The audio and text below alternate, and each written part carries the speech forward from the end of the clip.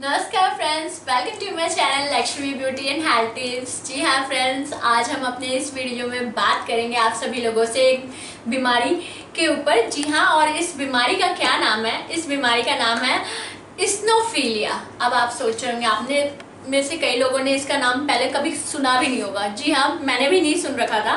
Actually जब ये बीमारी मुझे पिछले साल हुई ना, तभी मुझे ये पता चला कि ये बीमारी क्या होती है। आपने शुरू की वीडियोस में देखा होगा कि मैं बहुत ज़्यादा बीमार और काली सी दिख रही हूँ, बहुत ज़्यादा मेरा वेट भी पुट ऑन हो रखा है। तो आप उसमें देखेंगे उस टाइम मुझे ना क्या हुआ था, इस्नोफिलिया हो गया था। नई नई बीमारी थी, मिलती है कोल्ड कफ से ही है, खांसी जुकाम से मिलती है। इसमें क्या होगा ना कि आपके गले में बहुत ज़्यादा बलगम बनने लगेगा, गला काटने लगेगा, जैसे कि नॉर्मल कोल्ड कफ में हो जाता है, खांसी जुकाम में कि आपका गले में खराश हो जाती है, आपका गला काटने को होता है। लेकिन इसमें क्या होता है ना, इसका रीज़न कुछ और है। ये नॉर्मल खांसी नहीं है।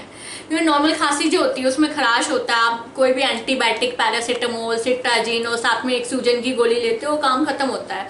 क्योंकि नॉर्मल जो कोल्ड और फ्लू होता है हमें, वो बैक्टीरियल इन्फेक्शन द्वारा होता है, बैक्टीरिया के द्वारा जो इन्फेक्शन होता है उसके कारण होता है। लेकिन ये उनसे अलग है, क्योंकि ये होता है एक दूषित खाना खाने से, परजीवी के कारण, यानी एक संक्रमण जो किसी परजीवी यानी पैरासाइट द्वारा हुआ हो। तो इसमें अलग तरह की दवाइयाँ लेनी पड़ती है। इसमें जो आपका बलगम है ना, वो लगातार इन्फेक्शन बना रहता है। आप पैरासीटामोल ले लोगे, आप बैक्टीरियल आर्ग्यूमेंटिन ले ली, सिफैक्सिम ले ली, आपने सिप्रोफ्लॉक्सासिन ले लिया, ऑफ्लॉक्सासिन ले लिया, सारी दवाइयाँ ट्राई कर ली, यहाँ तक कि एजेक्स ले ली, एजिसिप ले ली, सब ले लिया, लेकिन आपकी ठीक ही नहीं हो रही। तो ऐसा क्या करें? ठीक है, तो पहले बात कर लेते हैं इस्नोफिलिया होती क्या है। तो जी हाँ फ्रेंड्स, अगर मैं आपको ये बताऊं कि इस्नोफिलिया क्या है, तो आपने कभी सुना कि वाइट ब्लड सेल्स जो होते हैं उनका काम क्या होता है? सफ़ेद रक्त कोशिकाएं, उनका काम होता है हमारे शरीर में होने वाले बाहरी संक्रमण, जो कि बैक्टीरिया, पैरासाइट या किसी भी प्रोटोजोआ या परजीवी के कारण होता है, उससे हमारे शरीर की रक्षा करना। आमतौर पे जैसे आजकल कोरोना चल रहा है, कोरोना है, ये एक वायरस है। तो वायरस, बैक्टीरिया, इन सब से हमारे शरीर की रक्षा कौन करता है? जब ये हमारे शरीर में एंटर कर जाते हैं तो इन्हें कौन खा जाता है? इनसे हमारे शरीर, इनके खिलाफ हमारे शरीर में एंटीबॉडीज कौन बनाता है? White blood sales. अब ये वाइट ब्लड सेल्स जो होते हैं, सफ़ेद रक्त कोशिकाएं, ये 3 तरह की होती हैं। Number 1 neutrophils, number 2 basophils and number 3 इस्नोफिल्स। तो इससे आपको क्या पता चलता है कि इस्नोफिल्स क्या है? एक तरह का वाइट ब्लड सेल, जिसका काम है आपके शरीर को बाहरी संक्रमण से बचाना, यानी बाहरी जो वायरस या बैक्टीरिया द्वारा जो संक्रमण हो रहा है उससे आपके शरीर की रक्षा करना। तो नॉर्मली जब आपके शरीर में कोई संक्रमण या जिसे हम इंग्लिश में कहते हैं इन्फेक्शन होता है, तो क्या होता है ना, उस दौरान जो इस्नोफिल है, इस्नोफिल एक तरह का वाइट ब्लड सेल है, तो ये भी क्या करता है? हमारे शरीर की रक्षा करता है इस वायरल इन्फेक्शन से। वायरस या बैक्टीरिया, यूं कह लीजिए पैरासाइट से जो इन्फेक्शन हो रहा है उससे हमारी रक्षा करता है। तो जब भी कोई संक्रमण होता है तो इसका जो नंबर है उस दौरान 5 to 7% बढ़ जाता है। क्योंकि जब भी हमारे शरीर में कोई संक्रमण होता है, इवन नॉर्मल सर्दी खांसी जुकाम ही हो गया, कोल्ड फ्लू हो गया, तो भी इसका नंबर बढ़ जाएगा। और अब कोई गंभीर बीमारी होगी फिर तो ज़्यादा बढ़ेगा। तो इसका बढ़ना नॉर्मल है, इससे कोई हम गंभीर समस्या नहीं कह सकते, गंभीर बीमारी नहीं है। इसका इलाज है और दवाई खा के ये बिल्कुल ही ठीक हो जाती है। लेकिन ये गंभीर समस्या के रूप कब ले लेता है? ये गंभीर समस्या का रूप तब ले लेता है जब इसका एक नंबर होता है कि अगर ये 50,000 से लेके 1 लाख के बीच हो, तब ये क्या करता है? ये आपके शरीर के अपने ही अंगों को नष्ट करने लग जाता है। और ये ऐसा कब होता है? जब बहुत ज़्यादा, जैसे कैंसर वगैरह के केस में है, 3rd स्टेज चल रहा है, 2nd स्टेज चल रहा है, तो उस केस में इसका नंबर एक्सट्रीमली बढ़ जाता है। वरना नॉर्मली ये कोई बीमारी नहीं है, गंभीर समस्या नहीं है, डॉक्टर भी इसे गंभीर लेने को नहीं कहेगा। दवाई खाओ और ठीक हो जाओगे, बस इसकी दवाई थोड़ी सी अलग है। जो आम बैक्टीरियल इन्फेक्शन वाली दवाई है वो आप इसमें नहीं खा सकते हो, ठीक है। अब आपको नॉर्मली 5 to 7% मैंने बोला कि जो इस्नोफिल्स हैं, वाइट ब्लड सेल्स हैं, ये एक तरह की वाइट ब्लड सेल्स हैं। जब इनका नंबर हमारे खून के अंदर बढ़ जाता है तो इसे हम इस्नोफिलिया या इस्नोफिलिया की बीमारी कह देते हैं। क्या कह देते हैं? जब इस्नोफिल्स का नंबर हमारी बढ़ जाता है, ब्लड के अंदर, खून के अंदर इनका नंबर बढ़ जाता है। नॉर्मली ये 5 to 7% बढ़ना कोई इस्नोफिलिया की बीमारी नहीं, नॉर्मल होता है ये 5 to 7% बढ़ना। लेकिन इससे ज़्यादा बढ़ जाता है, मान लीजिए 50 से 100 के बीच बढ़ गया। नॉर्मली इसका एक ब्लड काउंट भी होता है, इस्नोफिलिया काउंट कहते हैं उसे, वो होता है 500। अगर आपका ये जो इस्नोफिलिया काउंट है 500 तक है तो ये नॉर्मल कहलाएगा। अगर ये 500 से ऊपर है तो आपको कहलाएगा कि आपको इस्नोफिलिया हो गया है, यानी आपके इस्नोफिल्स नॉर्मल से ज़्यादा बढ़ गए हैं, क्योंकि इस्नोफिल का एक नॉर्मल काउंट होता है जो 500 नॉर्मल रेंज होती है। अगर 500 से कम है तो भी नहीं है बीमारी, 500 तक है तो भी नहीं है, इससे ऊपर है तो ये क्या कहलाएगी कि आपके बॉडी के अंदर, खून के अंदर इस्नोफिल्स जो है वाइट ब्लड सेल्स वो बढ़ गए हैं, यानी आपको एक इस्नोफिलिया की बीमारी हो गई है। तो इसे कहते हैं कि जब कोई संक्रमण होता है तो उस दौरान जब इस्नोफिल्स हमारे खून में बढ़ जाते हैं उसी को हम इस्नोफिलिया कह देते हैं। अब बात कर लेते हैं इनके लक्षणों की। तो ये कब किस दौरान होता है? देखिए, कोई भी संक्रमण इस ओर इशारा करता है कि इस्नोफिलिया का बढ़ना इस ओर इशारा करता है कि आपके शरीर में कोई ना कोई संक्रमण हुआ है ना, क्योंकि वाइट ब्लड सेल्स कब बढ़ते हैं? जब कोई संक्रमण, क्योंकि उसका काम है संक्रमण से लड़ाई करना, है कि नहीं, वायरस बैक्टीरिया से डिशुम डिशुम करना। अब डिशुम डिशुम करेंगे तो ऑब्वियसली सैनिकों की तादाद बढ़ानी पड़ेगी, तो ये भी बढ़ा लेते हैं। तो ये इस ओर इशारा करता है कि आपके शरीर में कोई ना कोई संक्रमण हुआ है। अब ये किस तरह का संक्रमण है, जरा हम बात कर ले, इसके कारण क्या क्या है। ठीक है, सबसे पहले अगर आपके पेट में कीड़े हो गए हैं, या आपके गले में कीड़े हो गए हैं, या शरीर में कहीं पे भी कीड़े हो गए हैं, तो आपको इस्नोफिलिया हो गया, ये समझ लीजिए। आपको इसके कारण अगर पेट में कीड़े हो गए हैं तो उसकी वजह से भी इस्नोफिलिया काउंट बढ़ जाता है। आपके शरीर में कहीं पे भी संक्रमण हो गया, कहीं पे भी कीड़े इकट्ठे हो गए, पैरासाइट इकट्ठे, खासकर ये पैरासाइट द्वारा होता है। ठीक है, और पैरासाइट ये इसका मेन कारण है जब आप दूषित कंटैमिनेटेड खाना या कंटैमिनेटेड पानी यानी वाटर पीते हो, बाहर का खाना खाते हो, रेडी साइड का, उसमें मक्खी मच्छर भिनभिना रहे होते हैं, वो कहीं से परजीवी किसी पॉटी पे भी भिनभिना रहे होंगे, वो उस पर आके बैठ गया, साथ में वो वायरस और बैक्टीरिया अपने साथ ले आए, वो पैरासाइट। तो ये मैंने आपको टाइफाइड में भी बताया। तो यही होता है कि इसमें गले में ना ज़्यादा म्यूकस की, जो म्यूकस यानी बलगम की थिक लेयर बन जाती है, वो जल्दी जाती नहीं है, आप निकाल दोगे फिर आ जाएगा, निकाल दोगे, तो यही होता है। ठीक है, यानी शरीर में या गले में या पेट में कीड़े हो गए हैं, पैरासाइट हो गए हैं जो खून चूसते हैं, जिससे खूनी पेचिश, डिसेंट्री लगा, तो वो जब एक जगह इकट्ठे हो जाते हैं तो उससे बलगम बनने लगता है, उससे खांसी हो जाती है, वो जल्दी जाते नहीं है, तो उसे इस्नोफिलिया कह देते हैं। ठीक है, अब दूसरा, अगर आपके शरीर में कोई एलर्जी हो गई है, स्किन रैश हो गया, स्किन में इचिंग हो गई है, अस्थमा हो गया, बहुत ज़्यादा सांस नहीं आ रही आपकी, दमा हो रहा है, फूल रही है सांस, तो भी ये इशारा है कि आपके शरीर में इस्नोफिलिया बढ़ गया है। ठीक है, तो यदि आपको एलर्जी जैसे अस्थमा, एक्जिमा का मतलब आपको बताया था, जब एक्जिमा में जो त्वचा होती है ना वो खुश्क लाल हो जाती है, और लोगों के यहाँ ढेर सारे पिंपल्स हो जाते हैं और खुश्क लाल होती है, उसमें बहुत ज़्यादा खुजली होती है, तो वो भी एक तरह की एलर्जी है, स्किन की एलर्जी, एक्जिमा। एक नॉर्मल जो सर्दी खांसी, मौसम सीजनल सर्दी खांसी कहते हैं, जो हर 2-3 महीने पे जब मौसम चेंज होता है तो भी हो जाती है, जिससे हम एलर्जी राइनाइटिस कहते हैं। तो ये आदि बीमारी, तो इसके कारण भी इस्नोफिलिया काउंट बढ़ जाता है, ये आप पढ़ लीजिए, दूसरा रीज़न है। तीसरा है, यदि हमें गठिया है, जैसे ऑस्टियोआर्थराइटिस, जिसमें हमारी जो नसें हैं ना, नसें या ब्लड वेसल्स, रक्त कोशिकाएं, वो हार्ड हो जाती हैं, इलास्टिसिटी नहीं रहती, जिसके कारण ब्लड इधर उधर घूमता है, तो वो भी हार्ड हो जाती हैं, तो इसके कारण भी आपको इस्नोफिलिया हो सकता है। यानी यदि हमें गठिया या अन्य कोई कोलेजन यानी स्किन से जुड़ी रूमेटिक बीमारी है तो भी इस्नोफिलिया बढ़ सकते हैं, है कि नहीं। आप ये ध्यान से पढ़िए इन पॉइंट्स को। यदि हमें कोई ऐसी दवाएं ले रहे हैं, मान लो अभी तक हमें पता नहीं था हमें इस्नोफिलिया, हम कोल्ड सर्दी खांसी जुकाम की नॉर्मल दवाइयाँ ले लेते हैं यार, कि हमने आर्ग्यूमेंटिन ले लिया, एमॉक्सिसिलिन 500 या एमॉक्सिसिलिन 625 mg ले ली, या फिर हमने ले लिया सिफैक्सिम, ओफ्लॉक्सासिन, सिप्रोफ्लॉक्सासिन ले ली, हमने एजिथ्रोमाइसिन ले ली, अपने आप दवाइयाँ लिए जा रहे हैं बैक्टीरियल की, उससे सर्दी खांसी, और हमें पता नहीं है, और आपका उल्टा ठीक होने की बजाय बढ़ गई है ये बीमारी, तो आप सोचेंगे ऐसा क्या हो रहा है, फिर डॉक्टर के पास दिखाएंगे तो डॉक्टर बताएगा आप एक काम करो, ये टेस्ट कराओ और फिर मुझे पर्ची ला के दिखाना, फिर मैं बताऊंगा, फिर उससे कंफर्म हो जाएगा कि आपको इस्नोफिलिया हुआ है। क्योंकि ये दवाइयाँ अगर आपको असर नहीं कर रही, इसका मतलब पक्का इस्नोफिलिया हो रहा है, क्योंकि इस्नोफिलिया में ये बैक्टीरियल इन्फेक्शन वाली दवाइयाँ, या फिर आपको यूरिन में इन्फेक्शन होता है तो आप कौन कौन सी दवाइयाँ लेते हैं, ये कुछ दवाइयों के नाम भी बताते हैं जो इस्नोफिलिया में नहीं लेनी होती हैं। अगर आप ये लेते हैं तो इनसे भी इस्नोफिलिया बढ़ जाता है। यदि हम कोई ऐसी दवाई ना ले जो इस्नोफिलिया काउंट बढ़ा देती है, इनमें कई बेहद कॉमन रोज़मर्रा की में इस्तेमाल होने वाली दवाइयाँ भी शामिल है, जैसे जिनको लेने से इस्नोफिलिया बढ़ जाता है। इसमें है number 1 sulphonamide, number 1 is sulphonamide, number 2 penicillin, एक है पेशाब के इन्फेक्शन में बहुत इस्तेमाल होने वाली दवाई है नाइट्रोफ्यूरेंटीन। नंबर 1 सल्फोनामाइड, नंबर 2 पेनिसिलिन, और पेशाब का इन्फेक्शन होता है ना, यूरिन इन्फेक्शन, उसमें भी एक दवाई इस्तेमाल होती है, मेरी मम्मी को हुआ था 2012 में, उसमें दवाई इस्तेमाल हुई थी नाइट्रोफ्यूरेंटीन।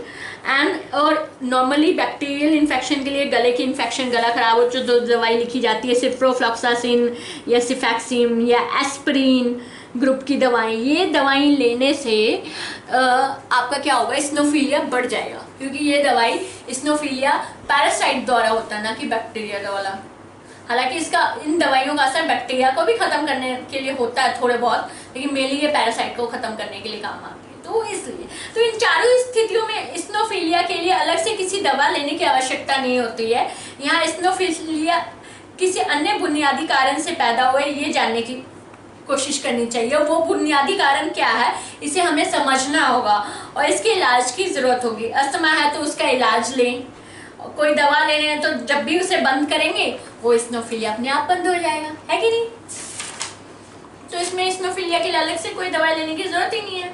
अब आपको चलिए मैं बता देती हूँ इसमें दवाइयाँ कौन कौन सी लेनी है और टेस्ट, और मैं आपको पर्ची दिखा देती हूँ, यकीन हो जाएगा आपको क्या क्या मुझे डॉक्टर ने पर्ची लिखी थी। ये देखिए, इसमें कुछ एक 5-6 दवाइयाँ लिखी थी। एक एमोक्सिसिलिन है, एक मॉन्टेक एलसी है, एक म्यूसिनेट 600 है, एक एम्ब्रोडिल है, एक फोराकोट है, एक बेनोसाइड 40 यानी डाइथाइल कार्बाजाइन इसमें होता है, यानी इसका जो सॉल्ट है उसे डाइथाइल कार्बाजीन कहते हैं। एक रेमिनो ताकत का कैप्सूल है जो बाकी ताकत के कैप्सूल से अलग होता है, क्योंकि इसमें लॉ प्रोटीन होता है, यानी जो आसानी से पच जाए, जिससे बुढ़े लोग या जिम जाने वाले लोग लेते हैं, कैजिन वगैरह होता है। इसमें अमीनो एसिड्स होता है, हैवी प्रोटीन नहीं होता, और इसमें सारे तरह के विटामिन मिनरल्स जो मैंने आपको हेल्थ ड्रिंक में भी बताए थे। और इसके अलावा इसमें डॉक्टर ने मुझे एक लिम्सी यानी विटामिन सी च्यूएबल टैबलेट्स, जिसकी मैंने बहुत बार ऐड कर रखी है, स्किन वाइटनिंग, एंटी एजिंग से लेके बहुत चीज़ों में इस्तेमाल किया होगा। ये मैं थोड़ा नचा रही हूँ, आप बोलिएगा नचा देती है, तो ये आप देखिए, ये लिम्सी करके ये टैबलेट होती है, Limcee chewable tablets, vitamin C की टैबलेट्स चबाने वाली, दांत, स्किन, बोन्स सबके लिए अच्छी होती है। इसके काफ़ी सारे दिल, बीपी, हार्ट स्ट्रोक, मैंने बहुत सारे यूजेस बताए होंगे आपको, वो देख सकते। और इसके अलावा आपको एक पंप भी मिलेगा, क्योंकि इसमें क्या होता है ना, सांस ज़्यादा फूलती है, अस्थमा टाइप भी हो जाता है। तो ये आपको ये रेबुलाइजर जो मैंने अपनी पिछली वीडियो में भी आपको दिखाया था कि इसमें जो दवाई होती है फोराकोट, वो आपको क्या है पाउडर फॉर्म में होती है, इसमें डालनी होती है। ये इस तरीके से खुलता है, इसमें दवाई कैप्सूल डालते हो, मुँह से ऐसे सांस लेते हो बंद कर, तो वो पाउडर फॉर्म में जो दवाई वो डायरेक्ट अंदर जाती है। जैसे निबुलाइजर हॉस्पिटल में जाते हैं ना, वो पंप लगा देते तो स्टीम की फॉर्म में जाती है, इसमें सॉलिड फॉर्म में होती है, वो पाउडर सीधा हवा में आती है, वो अंदर चली जाती है, उससे आपका ठीक हो जाता है, जो भी बलगम है वो जमा हुआ वो सारा निकाल देता है। ये भी बताया था। और ये दवाइयों की यूजेज जान लेते हैं, इसमें लिखा है ना सब नंबर 1 पे निबुलाइजर, डिकोलिन प्लस ब्यूडाकोट, ये सारा कुछ इसके अंदर है। अब देखिएगा निबुलाइजर लिखा है ना, तो ये मैंने आपको रेबुलाइजर और निबुलाइजर एक ही चीज़ होती है, इसे अस्थमा पंप भी कहते हैं। इसमें जो दवाई होती है पिछली वीडियो में डिटेल में मैंने आपको बताया था। अब इसकी जो दवाइयाँ लेनी है वो कौन कौन सी है वो मैं आपको बता देती हूँ। एक है मोंटेलुकास एंड फिक्सोफिनाडाइन हाइड्रोक्लोराइड टैबलेट्स, इसे हम मोंटीटेक एलसी भी कहते हैं, मिनोलास्ट एफेक्ट्स के नाम से भी मिल जाएगी। अब आप देखिएगा इसके अंदर जो सॉल्ट है, अब जैसे खानों में मसाले डलते हैं ना कि कौन कौन से मसाले इसमें पड़े हैं, तो वैसे दवाइयों के अंदर जो इंग्रेडिएंट्स होते हैं उसे सॉल्ट बोलते हैं। तो इसके अंदर इस मोंटेलुकास या मिनोलास्ट एफेक्ट्स के अंदर जो सॉल्ट है वो है मोंटेलुकास सोडियम एंड फिक्सोफिनाडिन। ये किस काम आता है तो ये मैं आपको बता देती हूँ। ये एक ऐसी दवाई is a medication use in the treatment of asthma, जिसकी सांस फूल रही है, सांस नहीं आ रही, अस्थमा की ट्रीटमेंट में, या फिर अदर इसके अलावा जो इसके अदर यूजेस हैं, जैसे किसी को नॉर्मल सर्दी खांसी जुकाम हो जाता है, सीजनल, हर 2-3 महीने पे मौसम बदलता है तो सीजनल एलर्जी नहीं हो जाती, एलर्जी के भी काम आता है। यानी आपको शरीर में कोई खारिश हो रही है, बलगम बन रहा है, खांसी होगी, छींके आ गए, तो भी आप इसको सिट्राजिन के तौर पे, आप जैसे सिट्राजिन लेते हो उसकी जगह आपको डॉक्टर ये भी लिख जाता है अगर ज़्यादा है तो। ये मोंटेलुकास अस्थमा यानी सांस फूल रही है, कोई सी टाइप की एलर्जी है आपके शरीर में, स्किन एलर्जी हो, खारिश हो, तो आपको नींद भी आ जाएगी इसे खा के और रेस्ट मिलेगा तो एलर्जी ठीक हो जाएगी। और इसमें साथ में फिक्सोफिनाडाइन है, मैंने आपको बताया था, आपने देखा होगा इसमें क्या लिखा है, फिक्सोफिनाडाइन, है ना, लिखा है कि नहीं। ये फिक्सोफिनाडाइन क्या है, ये एक एंटीहिस्टामिन है। अब जो आप कोई भी गोली लेते हो ना मोंटेलुकास या सिट्राजिन, तो वो क्या करता है, वो छींकों को, छींक एक तरह की एलर्जी जिसे हम हिस्टामिन कहते हैं, तो ये एंटीहिस्टामिन क्या करता है, उन छींकों को रोकता है।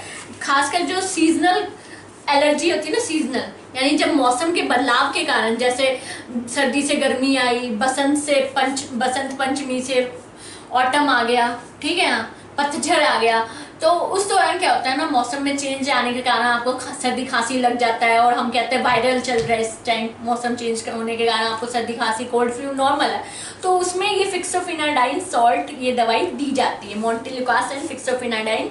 ये नॉर्मल एलर्जी को ट्रीट करने के लिए होती है, जो बच्चों बड़ों में। इसके अलावा आपको स्किन में ईचिंग है, स्किन रैशिंग वगैरह, या हल्का बुखार है, क्योंकि मोंटेलुकास ना हल्का बुखार हो तो हम सिट्राजिन या ये ले लेते हैं तो एलर्जी के लिए, तो ये उसके भी काम आती है, ठीक है। और ये स्नोफिलिया में भी दी जाती है, ठीक है, लेकिन ये 6 साल से ऊपर के बच्चों को देनी होती है। इसके अलावा मैंने एक बेनोसाइड, इसमें दवाई में मैंने लिखा था, मैंने आपको दिखाया होगा, बेनोसाइड यानी डाइथाइल कार्बाजीन, उसके अंदर साल्ट होता है। आप अगर पर्ची देखेंगे तो उसमें आप यहाँ पढ़िए, बेनोसाइड फोर्ट लिखा है, ये बेनोसाइड फोर्ट है। अब ये बेनोसाइड फोर्ट जो है ये क्या है, इसको कहते हैं डाइथाइल कार्बाजीन। इसका भी पत्ता मैंने निकाला नहीं है, ठीक है, वो मैं आपको फिर कभी दिखा दूंगी। तो उसके अंदर जो सॉल्ट होता है वो डाइथाइल कार्बाजीन होता है। वो किस काम आता है, बेनोसाइड फोर्ट। तो ये दवाई का काम है कि ये जो फिलेरिया होते हैं ना, आपने कई बार, मेरी नानी को हुआ था, आपने कई बार दूषित खाना खाने की वजह से ना, तो क्या होता है उसमें, ये ना एक तरह का वॉर्म होता है, फिलेरिया मतलब जिसमें हाथी जैसे पैर हो जाते हैं। हाथ और पैर आपके कैसे हो जाएंगे, फूल जाएंगे बहुत ज्यादा, एक जगह पे, किसी भी जगह पे हो सकते हैं, बाजू में, हाथ पे, पैर में। मेरी नानी के पैरों में हो गए, तो वो उनके पैर ना इतने मोटे मोटे हो गए थे, ऐसे सारी उम्र ऐसे रहे। उसे कहते हैं फिलेरिया। फिलेरिया में क्या होता है, एक तरह का पैरासाइट होता है, प्रोटोजोआ होता है, जो बिल्कुल जैसे रिंग वॉर्म होते हैं, जैसे पेट के कीड़े होते हैं जो खून चूस लेते हैं, या फिर आप कह लीजिए जो वो जो कीचड़ या मिट्टी में, गांव में वो रेड कलर के जो मिट्टी में वो कीड़े नहीं होते, अर्थ वॉर्म जिसे कहते हैं, लाल रंग का कीड़ा सा होता है, वॉर्म होता है, वैसा होता है। तो ये उसको ट्रीट करने के काम आता है। प्लस इसमें लिखा है filariasis, it is a medication use in the treatment of filaria, जिसे हम फिलेरिसिस कहते हैं, इंक्लूडिंग लिम्फेटिक फिलेरिसिस, लिम्फेटिक यानी lymph node white blood cells को कहते हैं, और ट्रॉपिकल पल्मोनरी स्नोफिलिया, यानी अगर आपको फेफड़े से संबंधित गंभीर बीमारी है जिसे हम स्नोफिलिया कहते हैं। देखिए ये वर्ड यूज हो रहा है, ट्रॉपिकल पल्मोनरी स्नोफिलिया, तो उसमें भी ये क्या काम आता है, बेनोसाइड फोर्ट यानी डाइथाइल कार्बाजीन, जो मैंने आपको पर्ची में लिखा दिखाया है। अब इसे लेना कैसे, कि ब्रेकफास्ट में, खाना खाने के बाद सुबह का जो नाश्ता होता है उसमें 12 से 15 दिन लेनी है, 100 mg लेनी है, और डोसेज बढ़ा सकते हैं, 2 से 3 दिन के अंदर 200 भी ले सकते हैं। जो 10 साल से नीचे के बच्चे उसे 0.5 mg लेनी है, और 10 साल से ऊपर के बच्चे को 1 mg लेनी है पर kg, ठीक है। इसके अलावा जो इसकी मेन दवाई है स्नोफिलिया की, वो है म्यूसिनेक्स 600, मैंने आपको पर्ची में भी दिखाया था, म्यूसिनेक्स 600, आप ये देखिए, सबसे मेन दवाई इसकी है म्यूसिनेक्स 600।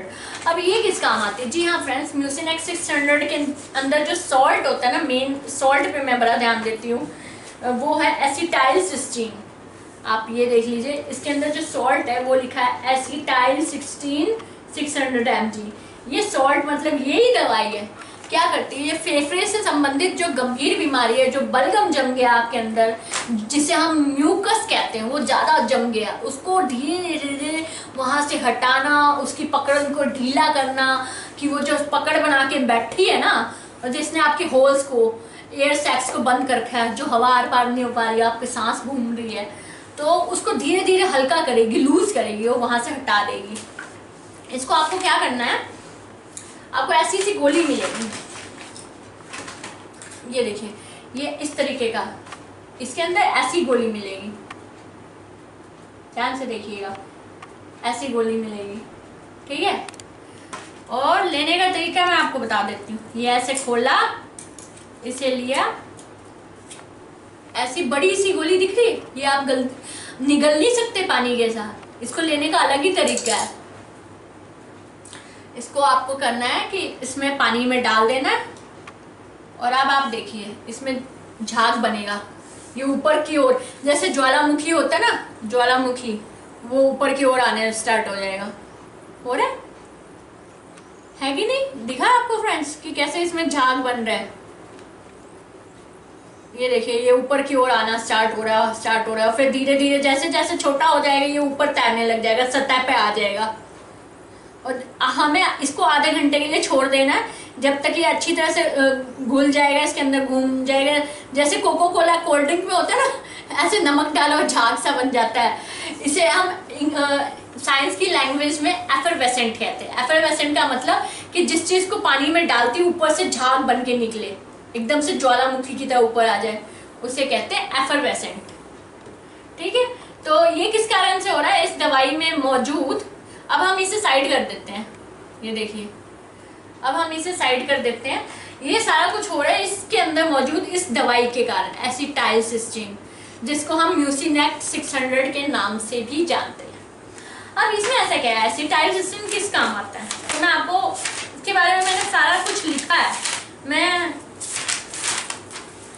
अब देखिए, it is a medication that is used to treat paracetamol overdose, या जैसे मैंने कहा था, जब आपको स्नोफिलिया पता नहीं था, नॉर्मल कोल्ड फ्लू में आप क्या लेते, पैरासीटामोल तो लेते ही लेते हैं। तो ये किसको ट्रीट करने के काम आता है, जब आपके बॉडी के अंदर पैरासीटामोल का ओवरडोज हो चुका है। ओवरडोज यानी आपने ज़्यादा मात्रा में पैरासीटामोल ले ली, तो खून में पैरासीटामोल ज़्यादा हो गया। दर्द नॉर्मल, क्योंकि आपको क्या होता है, दर्द होता है, तो दर्द के लिए नॉर्मल लोग पैरासीटामोल या डाइक्लोफेनेक लिख देते हैं, वो लेना नहीं होता, उसके कारण भी स्नोफिलिया बढ़ जाता है। तो it is a medication used to treat paracetamol overdose, paracetamol के ओवरडोज को कम करने के लिए। दूसरा, and to loosen thick mucus in individuals with cystic fibrosis, यानी लूजन मतलब जो उसकी पकड़ है, जो म्यूकस है यानी बलगम है, वो बलगम बड़ी टाइटली होल्ड करके उसने पकड़ रखा है, उसने ढक रखा है। वहाँ का जो एयर सैक्स होते हैं ना, ऐसे उसमें हवा आर पार होती है। जो हमारे चेस्ट है, हमारे इसे थोरैक्स रीजन कहते हैं, चेस्ट साइंस की लैंग्वेज में इसे थोरैक्स रीजन। यहाँ जो पसलियों के बीच में जो लंग्स हैं, फेफड़े हैं, फेफड़ों में सबसे जो छोटी ब्रोंकियोल्स, उसके बाद भी सबसे छोटी डिवीजन, छोटी यूनिट होती है एयर सैक्स, एल्वुलाई, उसके ऊपर जम गए हैं, अच्छी तरह पकड़ बना रखी उस, और गले के अंदर भी अच्छी तरह से बलगम जम गया। अब वो थिक, तो आप गरारे करते हो, गरारे करने से क्या होता है, वो सारा का सारा जो बैक्टीरिया है वो बाहर निकल आता है बलगम के थ्रू, लेकिन बलगम जो जमा उसे इंग्लिश में कहते हैं म्यूकस। अब उस म्यूकस को ढीला भी तो करना है, वहां से ढीला होगा, लूज होगा, तभी तो हटेगा, मुंह के थ्रू बाहर निकलेगा। तो वो कौन करता है, ये देखा आपने, ये घुल गया इतनी देर में, है कि नहीं, पूरी तरीके से घुल चुका अपने आप ही। तो ये है एसिटाइलसिस्टीन, इसका काम है जो म्यूकस है ना उसे लूज करना, वहां से जो उसने पकड़ बना रखी है। और ये एक गंभीर क्रॉनिक ऑब्स्ट्रक्टिव पल्मोनरी डिजीज, जिसे मैंने पिछली वीडियो में बोला था सीओपीडी, यानी फेफड़े से संबंधित गंभीर बीमारी। पल्मोनरी वर्ड यूज होता है फेफड़ों के लिए, लंग्स के लिए, तो इसके लिए यूज होता है। तो इस तरीके से अब इसके लिए एक टेस्ट भी लिखा था डॉक्टर ने मुझे, CBC, CR review and splitting. इसमें बलगम का भी टेस्ट कराना होता है, एक सीआर रिव्यू करके टेस्ट कराना, एक सीबीसी टेस्ट कराना होता है फ्रेंड्स, और एक टीएलसी भी मेरी देखी थी कि मेरी टीएलसी और हीमोग्लोबिन कितना है, टोटल ल्यूकोसाइट काउंट, तो ये सब टेस्ट वगैरह लिखे थे। तो अगर इस तरीके से ये आप 5-6 दवाइयाँ लेंगे, रेमिनो, रेवलाइजर, विटामिन सी, तो ये 6 की 6 दवाइयाँ लेके आप पूरी तरीके से स्नोफिलिया से फ्री हो जाएंगे। और आपको क्या करना है, ये कंटिन्यू करना है, 1 से 1.5 महीना ये दवाई खा लेनी है, आपको फ़र्क नज़र आ जाएगा। और मैंने आपको जैसा बताया कि 2 टाइम लेनी है, कौन सी दवाई 2 टाइम लेनी है। अगर कुछ रह गया हो तो आप मुझसे कमेंट सेक्शन में पूछ सकते हैं, ठीक है फ्रेंड्स, डिटेल में। बाकी जो ये होता है किस कारण से, सब कुछ मैंने आपको बता दिया। तो अगर आज का मेरा आपको वीडियो अच्छा लगा है तो प्लीज़ इसे ज़्यादा से ज़्यादा लाइक करें, शेयर करें और कमेंट करना ना भूलें और मेरे चैनल को सब्सक्राइब ज़रूर करें। धन्यवाद फ्रेंड्स।